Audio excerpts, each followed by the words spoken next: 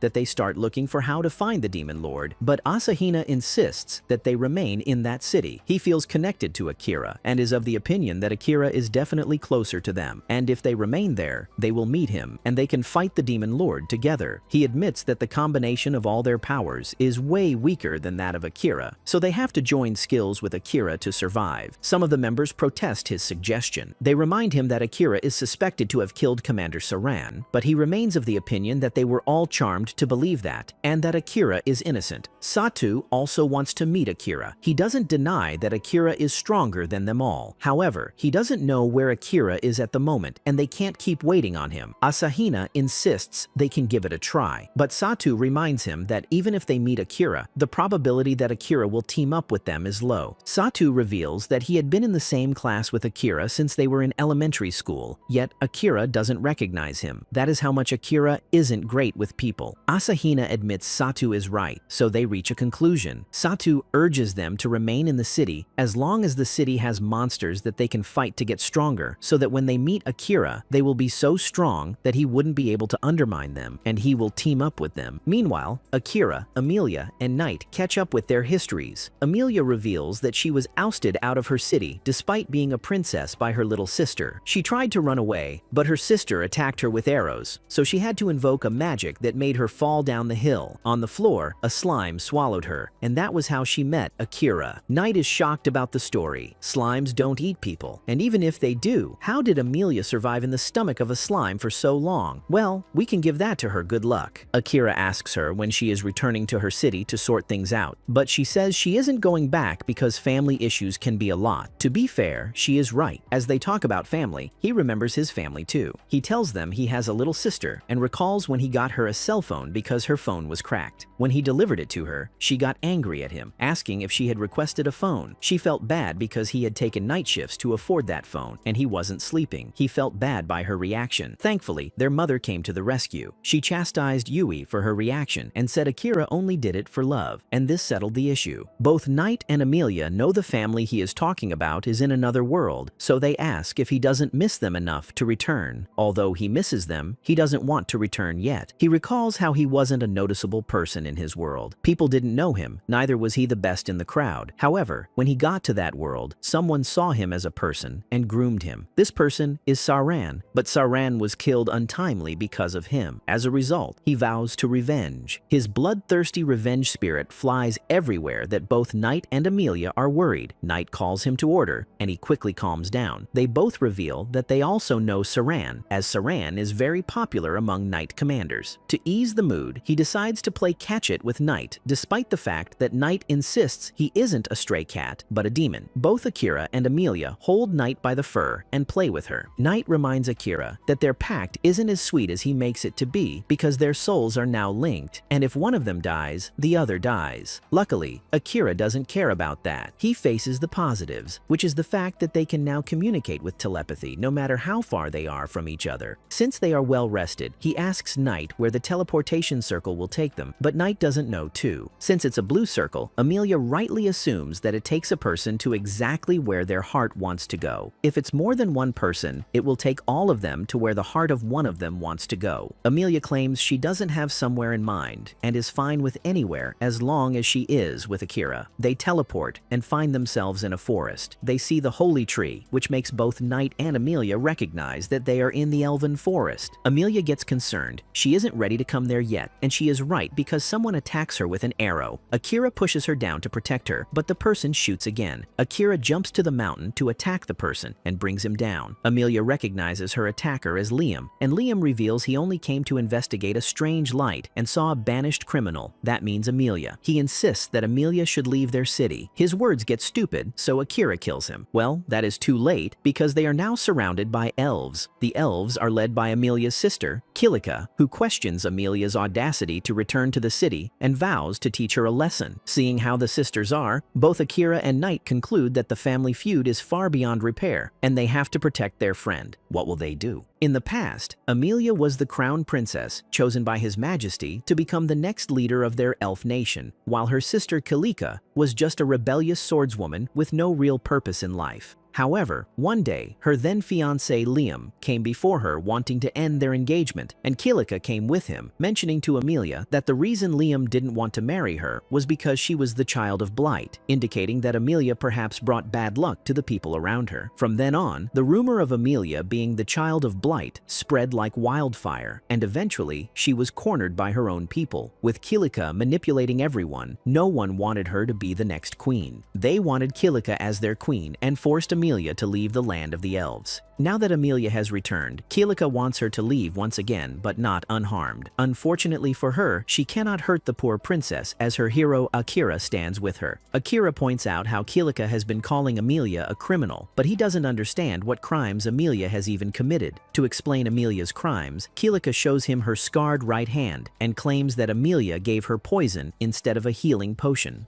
Because Amelia harmed Kilika, a royal, this makes her a criminal, a child of blight. Akira is shocked to hear that Lady Amelia would do something like this, but Amelia claims that she did no such thing. She promises Akira that she only used a healing potion on Kilika, but before Akira can take her side, Kilika comes close to him and tries to brainwash him using her mesmerize skill. Apparently, Kilika's skill can cause any man to fall in love with her and basically become her puppet, and it seems this is how she has won everyone over in the elven nation. Amelia demands Kilika to dispel her charm and snaps at her, but it seems there's no need for her to do anything as Akira reveals that he's immune to Kilika's charms. Knight, who's lying down carelessly, states that Kilika's stupid skill ain't gonna work on someone with max stats. In any case, Akira doesn't think Amelia is the type of person who would harm someone, so he demands Kilika admit that she accused her sister of something she didn't do. But Kilika instead tells her soldiers to attack Akira. As both sides are about to engage in a fierce battle, the Elven King himself intervenes, putting a stop to the fight, and then asks Kilika to explain what's going on. It seems the king has no clue what's happening between the two sisters, as he's been away from his kingdom on business. The king, being their father, instantly realizes that his wretched daughter has used her mesmerize skill to charm the soldiers, so he immediately orders her to dispel the charm and threatens to punish her for pulling such a stunt later. He then turns to Amelia and apologizes to her for what Kilika did to her. He then turns to Akira, thanking him for saving his daughter, but asks him to leave his country immediately, as it is forbidden for other races to set foot in his land. Amelia doesn't want to leave Akira's side, so she tells her father that she will also leave with Akira. However, her father makes it clear that she is still his successor, and it is her duty to lead this nation one day. Akira takes Amelia's side, stating that Amelia can do whatever she wants, and he will defend her choice. As both sides are in disagreement, the king decides to settle things in a duel, stating that Kilika will fight in his stead as his champion. The duel is held beneath the holy tree, and on their way there, Akira asks Amelia what child of blight means. According to Amelia, when twins are born, if one twin doesn't resemble their parent, that child is called a child of blight, who will bring nothing but calamity to their nation. This is nothing but a myth, but some elves still believe this nonsense, and Kilika is one of them. In any case, Akira doesn't believe it and very subtly compliments Amelia's looks, saying that she looks way hotter than Kilika. When they arrive beneath the holy tree, Akira decides not to use his conceal presence skill as that would make him win too easily. He also promises not to harm Kilika, as Amelia still considers her a precious sister, and with that in mind, he lets Kilika charge at him. He effortlessly dodges her moves, admiring her skills while also looking down on her. Kilika feels disrespected, so she uses her wind magic spell as well, but that doesn't work on Akira either. He puts her back in her place, but that only enrages her. As she starts losing, she vents her frustration, stating that Amelia has always taken everything away from her. During their childhood, Kilika was supportive even though Amelia was self-conscious about her looks. But on the day Amelia was appraised and became known as a once-in-a-million-year spirit medium, everyone focused only on the child prodigy and forgot Kilika even existed. Kilika found that unfair, and that's why she did all this, to get what she rightfully deserved. Her spell gets out of control as she grows berserk, and it seems even the main character won't be able to stop her without harming her. Meanwhile, Liam hands Amelia a branch of the holy tree, and with its purifying powers, Amelia undoes the charm on the soldiers, which makes Kilika even more furious. She is about to consume everyone around her using her wind magic, but Akira, with the sole intention of protecting everyone, unlocks Shadow Buff and, with one strike, nullifies Kilika's powers. With Kilika finally on the ground, Akira comes out as the winner of the duel. He tells Kilika that she's wrong for thinking no one cares for her, and that her hatred toward Amelia has blinded her. Kilika doesn't care. She realizes how weak she must be that Liam cured himself of her mesmerization spell, but Liam reveals that he was never under the effect of her spell in the first place. Kilika doesn't believe it, nor does she care. She just wants this humiliation over with and tells the king to announce her punishment. She assumes she will either be exiled from this land or executed for treason, but the king states that the only person who deserves to be punished is himself. He reveals that it wasn't Amelia who took everything from Kilika, but himself. He confesses to having used a forgetting spell to wipe a part of Kilika's memories, but now dismisses that spell, giving Kilika her lost memories back. Kilika instantly remembers that when she was a child, she was good friends with Liam and always spent time with him. Having an adventurer's spirit, she wanted to visit a dungeon, and even though Liam told her several times not to go somewhere that dangerous, she went off to a dungeon alone. At the entrance, a mysterious evil man gave her an orb claiming it would help her become stronger, but as she used the item, it summoned monsters she couldn't handle alone. She fought anyway to prevent them from leaving the dungeon and harming others. Liam came with the soldiers to protect her, but in a sudden turn of events, a monster stabbed him and he died right before her eyes, traumatizing her completely. Apparently, the guilt of Liam's death destroyed Kilika completely, so the king made her forget everything, while Amelia used her 2 divine magic skills, gravity and resurrection, under the holy tree to revive Liam. Since that day, everyone started to stay away from Kilika to avoid accidentally telling her the truth, but Kilika, unaware, thought they did so because they only cared about Amelia. Now that everything's crystal clear, Kilika doesn't know what to say. Liam approaches her, apologizing for keeping the truth from her. He admits that he didn't think this through and only helped her exile Amelia because he thought it would be better if the 2 sisters remained separated. He explains that her mesmerize skill didn't work on him because he has a leaf from the holy tree inside him since the day he was resurrected, which makes him immune to charms. Kilika realizes that everyone only ignored her for her own good. She also realizes how badly she's treated her sister, who's only ever been good to her, so she calls herself a fool. Amelia offers her some calming words, saying that she knows her sister is still a kind and caring girl deep underneath all that bitchiness. Kilika bursts out crying and hugs Amelia, apologizing for what she did and promising she'll be good again. The support unit arrives to tend to the wounds of the princess, and it's clear that even the soldiers care for Kilika,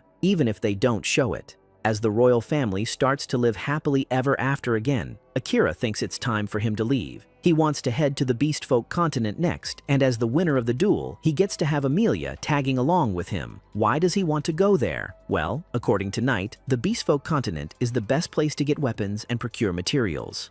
Later at night, Amelia takes Akira near the waterfall, a romantic place, wanting to say something to him. But first, she asks him to call her by her name. She mentions how he's never said her name before. Akira realizes that and calls her by her name repeatedly, which makes her happy. She doesn't say what she was about to, but promises him that from now on until eternity, everywhere he goes, that's where she'll follow, and once again asks him to call her by her name. Knight, who's sitting on top of a tree, can't believe how cringe this new couple is and finds it rather unbearable to watch.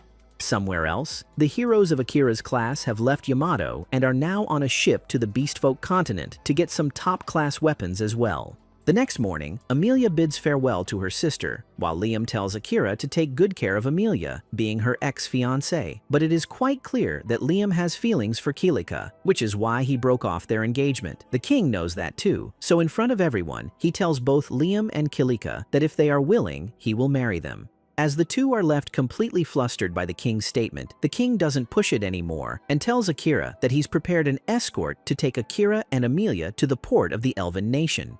Akira doesn't think he'll need an escort considering how skilled he is, but the king insists, mentioning that the number of kidnappings in the coastal areas has risen lately, and that's why he believes it's best for them to be over-prepared. Learning about the danger, Kilika, Liam, and all the surrounding soldiers volunteer to tag along with the departing princess, but Akira politely refuses, stating it wouldn't be necessary. They enter the carriage and begin their journey together. Inside, Akira confronts Knight, asking him why he kept himself hidden around the Elven King. Knight explains that in this world, people are normally very wary of demons and monsters, and since Knight is both, he behaved to avoid causing unnecessary complications. Akira jokingly says that Knight's well-behaved nature might offend the Demon King, which confuses Amelia as she wonders how the Demon King would know what Knight is doing. Akira reveals that the Demon King is watching all of their movements through Knight's eyes and ears. But the good thing is that the Demon King cannot control Knight's movements, so there's no question of Knight betraying Akira in critical moments.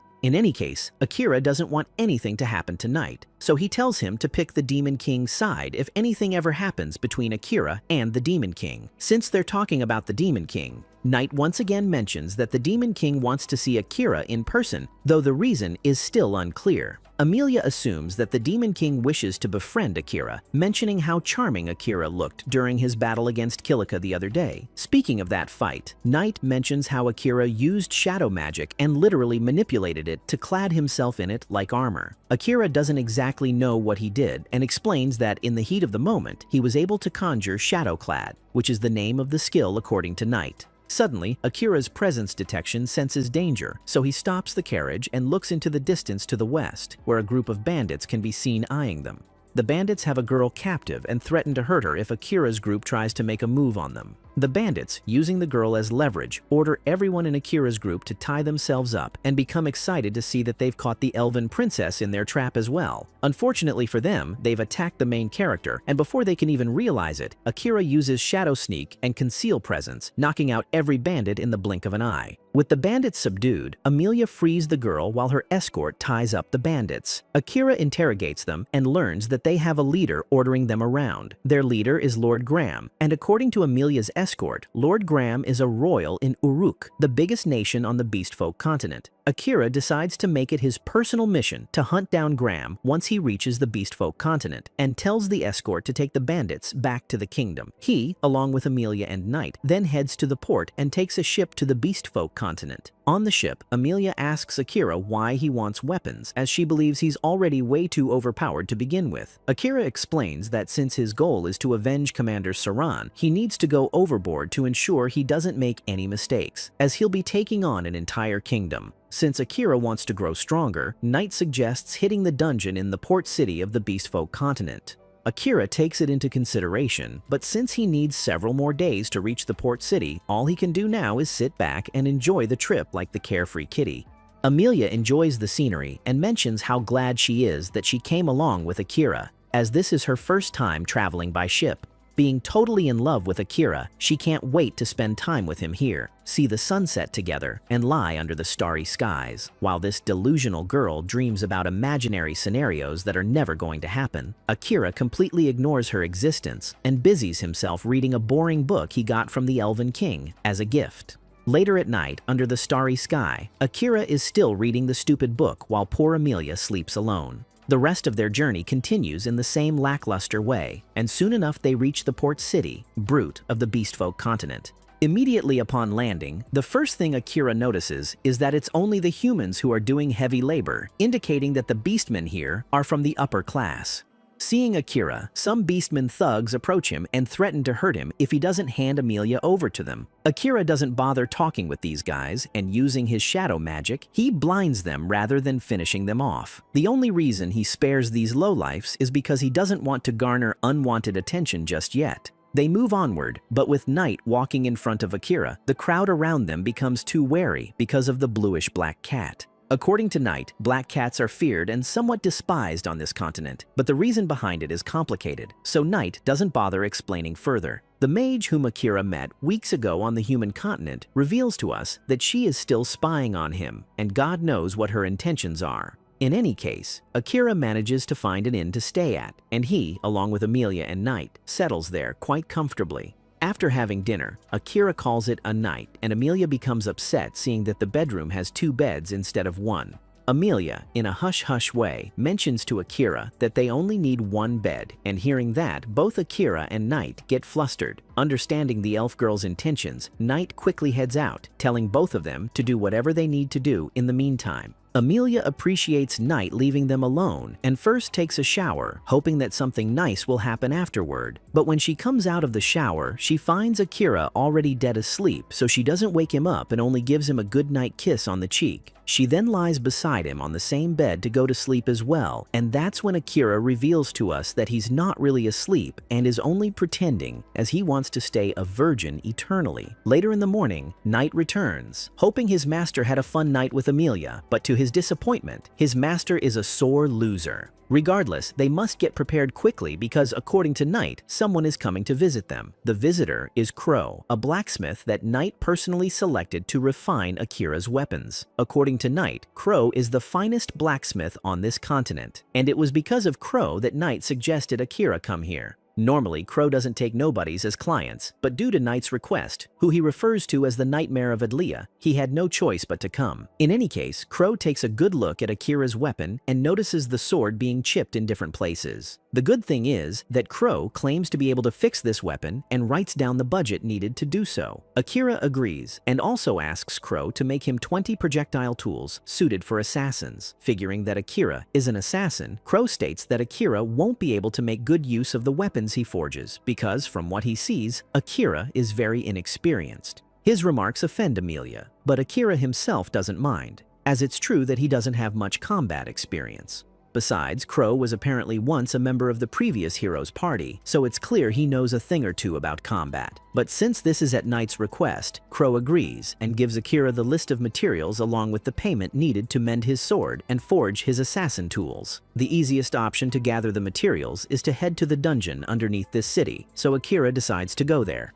In the meantime, Amelia heads to meet with Crow, leaving Akira wondering about her reason. Knight tags along with Amelia, and together they meet Crow at his forging station. There, Amelia goes straight to the point and confronts Crow, stating that the previous hero's party lost against the Demon King and only the hero and a beastman returned alive. Crow realizes what she's about to ask and addresses it, admitting that he and the hero did fail to save the elf who was in their party. Amelia believes that Crow is actually strong since he escaped the Demon King's wrath, and since he has experience fighting alongside an elf, she asks him to teach her how to fight, as she intends to fight by Akira's side. Crow refuses immediately and asks Knight to take Amelia away, referring to him once again as the Nightmare of Adlia. Amelia asks Knight what this title even means, and Knight explains that he got this title 100 years ago. At that time, the Beastfolk continent had tried to invade the demon territory, so as a response, the Demon King decided to strike down the Beastfolk's most prosperous city, Adlia, and sent Knight there. Knight's only job was to warn the leaders of Adlia, but tragically, Knight's demonic instincts took over, and he went out of control, completely decimating everything. Ever since that day, the Beastfolk refer to Knight as the Nightmare of Adlia, and since Knight is a black cat, they fear black cats, thinking the Nightmare of Adlia might be disguised as one. Akira, from his hotel room, overhears Knight's backstory telepathically and sympathizes with him even more after learning the details. Knight, on the other hand, continues, stating he didn't want to exist anymore ever since, but after he formed a contract with Akira, he feels different and promises that he's turned a new leaf. From Knight's perspective, the story ends here, but Crow claims that there's more to it. Apparently, the Nightmare of Adlia disaster happened after Crow lost the battle against the Demon King. And what's worse, Crow's sister died, but not because of Knight. Actually, Crow's sister lived and was one of the few people trying to save the injured from under the rubble. A noble viscount was in the middle of escaping and used his mages to clear up the path by killing his own people without hesitation, along with the rubble. That noble took Crow's sister's life as well, and that nobleman is none other than Royal Graham. Crow wanted revenge, but knowing his sister would want peace above all, he stopped himself and started living as a mere blacksmith. Although normally one would say the guy is on the right path, Amelia tries to influence him to take revenge instead. Crow doesn't want to talk about this matter any longer, so he makes the two leave. But as they are about to return to the city, a large explosion happens at the center of the city, releasing dozens of evil spirits. The perpetrator behind this calamity is the same guy who tricked Kilika into summoning monsters decades ago, which led to Liam's death and the separation of the twin princesses. Amelia recognizes the guy and demands to know who he is. The man proudly introduces himself as Aurum, a man working under the Demon King. Apparently, this guy has been ordered by the Demon King to kill everyone in this city except for Amelia and Akira. But because Aurum knows Amelia will try to foil his plans, he surrounds her with his monsters to prevent her from pulling any weird tricks. Meanwhile, Akira slays any monsters in his path, and upon learning from Knight telepathically that Amelia is in danger, he rushes immediately toward the location of Amelia and Aurum. Once he arrives there, he learns that Amelia has already been taken by Aurum inside the dungeon. Figuring that the villain intends to keep Amelia alive, Akira first takes care of the calamity here, activating his ultimate skill, Shadow Hell, which releases a massive amount of shadow aura, consuming every monster in its radius. This special skill drains Akira's mana completely, causing him to get knocked out unconscious at this critical moment. Knight, who was watching Akira all this time, rushes to him. He worries about Akira's safety and wonders if he will be all right when suddenly a voice speaks out. The voice refers to Akira as the Master and explains that Akira's mana has exceeded all acceptable parameters. This seems to be the system's voice, and it automatically activates a special type of recovery shadow magic and uses emergency mana to heal Akira. After healing Akira back to normal, the system deactivates the special recovery shadow magic and goes back to being quiet, all while Knight is completely stunned to witness what just happened. Akira wakes up a day later in Crow's bedroom, finding Knight sitting on a chair beside him. Knight explains to Akira what happened after he passed out, mentioning that he carried him here because he was completely out cold. Akira doesn't understand why he was gone for so long, and Knight explains the reason, telling Akira that he should consider himself lucky because normally, if a person depletes their mana completely, they lose their life. Knight is curious about Akira's shadow magic and asks him about it since it seems to defy all logic. Akira doesn't know what it is either, nor does he worry about it, as his sole focus is to go save Amelia. He gets out of bed and thanks Crow for letting him stay here before rushing out recklessly. Crow stops him, asking if he even knows where Aurum took Amelia. Crow believes that Aurum has already taken Amelia to the demon realm, but Akira doesn't care. He's willing to take down the entire demon continent if that's what it takes to save his beloved princess. Crow respects his determination, so he gives him the weapons he's forged for him, including short swords that are suitable for assassins. He also gives Akira the ring crafted by the third hero. Akira takes a look at the ring and sees the note, "I can lead you everywhere." The writing is in English, and no one in this world can read it except for the heroes from Earth. Crow confirms that the ring helps its wearer find whatever they seek. So technically, if Akira wishes to find Amelia, the ring should help him locate her. He gives it a try, and the ring immediately projects a laser through its gem toward the ground north of Akira. Knight realizes that the ring is pointing at the Labyrinth of Brute, which means Aurum, for some reason, hasn't taken Amelia back to the demon realm, and they're still inside the labyrinth since yesterday. With that, Akira sets off with his buddy Knight to the Labyrinth of Brute. While they're on their way there, Aurum reveals that his mission is to research a specific spell that can control monsters. One day, Aurum wondered if the spell would work on humans or elves, and that's one of the reasons he captured Amelia. But after using that spell on her, he found out that he couldn't control her. However, in the past 24 hours of continuous experiments, he has discovered a way to immobilize her. Amelia doesn't care about Aurum's experiments. What she wants to know is why they're still inside the labyrinth. Aurum explains that in order to cast teleportation circles, a demon needs to be at least grade 2, but since he's a grade 3 demon, he isn't able to do so. According to Aurum, his boss can use teleportation circles, so he's waiting for his boss to return so he can take Amelia to the demon realm. Aurum commends Amelia for trying to extract information, even though she's been immobilized by his pet creature. He allows her to ask anything, promising to be as truthful as he can, regardless of what Amelia might ask. Aurum explains that her information won't help Akira because he's sure he will defeat him. In any case, Aurum promises to let Amelia live until he presents her before the Demon Lord, and proceeds to laugh maniacally. Akira reaches the entrance of the labyrinth, but as he's about to enter, the cloaked girl who's been stalking him since day one stops him. She unveils her cloak, revealing herself to be a cat girl, and requests Akira to take her with him into the labyrinth where Amelia is. Akira finds it suspicious that this bee knows about Amelia's situation, so he interrogates her, demanding an explanation of how she knows. The cat girl explains that she used her scent tracker skill, which showed her that Amelia's last detected scent is at the labyrinth's entrance.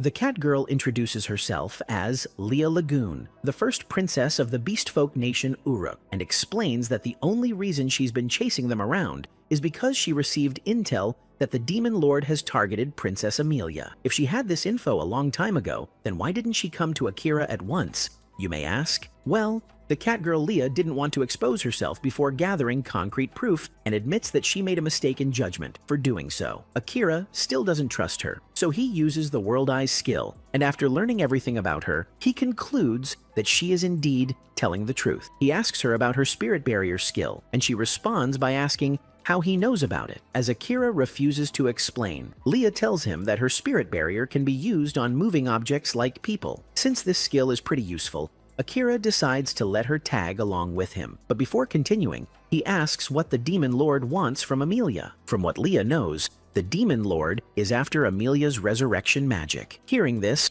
Akira realizes that he cannot afford to waste any more time. So he, along with Leah, mounts on Night and heads straight into the labyrinth. Meanwhile, Amelia also learns from Aurum that the Demon Lord wants to steal her resurrection magic, but she doesn't understand why. From what she knows, demons are essentially immortal, so the Demon Lord shouldn't need to revive anyone. Aurum claims not to know either. He doesn't think the spell is that useful because it can only be cast once every few weeks and won't work if the target has been dead for too long. The only thing he knows is that Amelia won't be able to revive Akira once he defeats him, because Amelia used that spell on herself when she took a devastating blow earlier. In any case, Aurum can't wait to see Amelia cry like a baby once her beloved assassin boyfriend gets killed right before her eyes. It seems Aurum finds other people's woes satisfying, and he mentions how pleased he was when he saw Amelia's sister, Kilika, weeping when Liam got killed a decade ago. Back on the surface, Akira is still on his way to the Labyrinth of Brute, and while riding Night, he confronts Leah, asking her if she is aware that this isn't the first time they've met. He mentions their brief meeting back in Ratis, and Leah explains that her family was abducted by a dark slime, and she went to Retici looking for it. Apparently, Leah's royal status came from an adoption, and her real family lived in a rural village. One day, a dark slime showed up in her village and consumed everything in its path, including Leah's family. So Leah believes there must be someone who modified the slime and released it there, and she's been looking for the perpetrator ever since she found out about it. After her parents' deaths, the royal family took her in after learning about her skill, Spirit Barrier. Soon after, Leah was granted the status of being a princess, and using that status, she found her way to Redis. There, while investigating the incident, she learned that it wasn't just her village, but many other villages on the Beastfolk continent, and even on the human continent, that had gone missing. From the information she has, those lives were sacrificed as part of a summoning ritual, and she discovered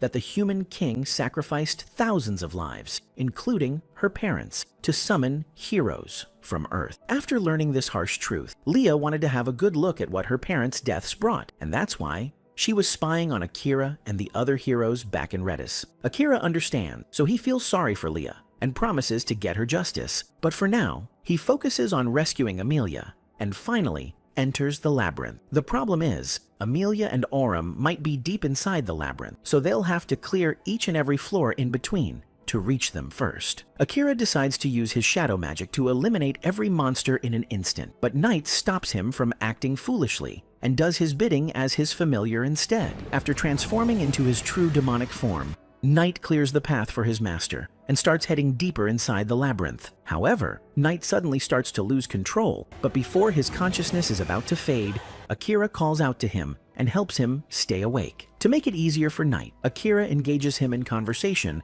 on their way downward and asks why the people of this planet hate demons so much. According to Night, the first Demon Lord attacked all the other races after they drove the demons to the barren continent of Volcano. Since then, the second Demon Lord and those after him have never made a move against other races first. But the races still hold a grudge against the first Demon Lord, and that's why they've spread the belief that demons are the root of all evil. Because of this, many meaningless wars have cost millions of lives. Recently, the current Demon Lord's wife was murdered in her sleep by someone who wanted to make a name for himself. Before his wife was killed, the Demon Lord was known to be a gentle person who loved his people, and first and foremost, his family. But since then, he has become fierce, unforgiving, and merciless. Akira suspects that the Demon Lord might want Amelia's skill to resurrect his wife, but he doesn't care. He is determined to make the demon pay for hurting Amelia. Speaking of which, they arrive at the floor where Amelia is, and Akira's first plan of action is to have Leah use a barrier on Amelia to keep her protected from Aurum. As Leah does so, Akira turns to Night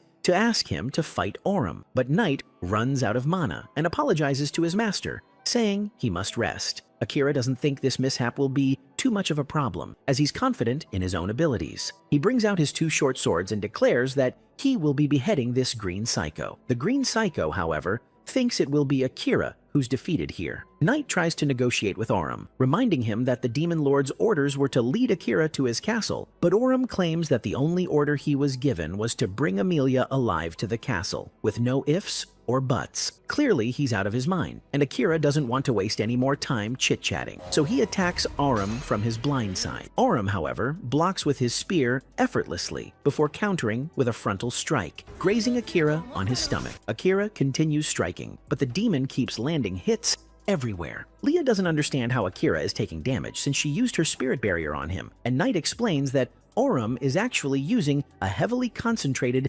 mana-buffed spear that lands lethal hits every time. So it's actually thanks to Leah's barrier that Akira is only getting light grazes on his body. Akira becomes desperate after failing to land a single hit on his enemy, so he activates his shadow magic. His shadows reach all of Akira's bloodstains scattered on the ground and transform them into shadow beasts that attack Aurum from all directions. Aurum, taken by surprise, gets hit, and while he's busy defending against the beasts, Akira closes in and lands a strike. But such heavy usage of mana turns out to be rather exhausting for him. He's forced to stop to take a breather, and using this opportunity, Aurum summons his 3 demonic beasts with his flute. As the 3 beasts are about to attack Akira, who is in the middle of recharging, Leah activates her special technique, Inverted Spirit Barrier, on him, saving Akira from getting hit for 1 second. She passes out immediately after, but buys him enough time to regain his strength. With that, Akira, without even moving, slays the 3 demonic beasts. Amelia runs back to Akira, now able to move again,